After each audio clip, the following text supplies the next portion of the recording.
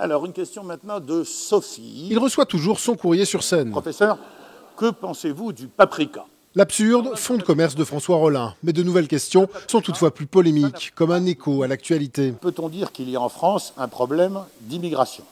À la fois, oui, on peut le dire, et non, on ne peut pas le dire. On ne peut pas, et c'est contre ce qu'il appelle les bien-pensants que le professeur se rebiffe. Des gens qui sont toujours du bon côté, contrairement à vous qui n'y êtes pas. On ne peut pas le dire sans être immédiatement accusé d'être de sympathie à l'extrême droite, et de racisme et de xénophobie par la meute des bien-pensants. Ces bien-pensants ont fait pas mal de tort à la liberté d'expression. En ce qui concerne l'islam, non, bien sûr, non. Il n'y a aucune raison d'en avoir peur, et en même temps, oui, quand cet islam devient impérialiste.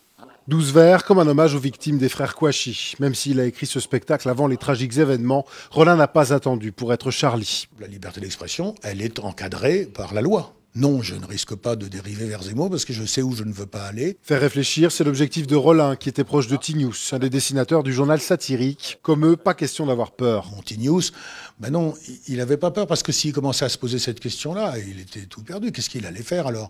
Plus dessiner ou dessiner des trucs qui lui ressemblent là ou mener un combat qui n'est pas le sien, tout ça? Lutter contre les préjugés pour des causes qui en valent la peine, même les plus futiles. Je préfère dire ce que je pense, le paprika, ça n'a pas de goût.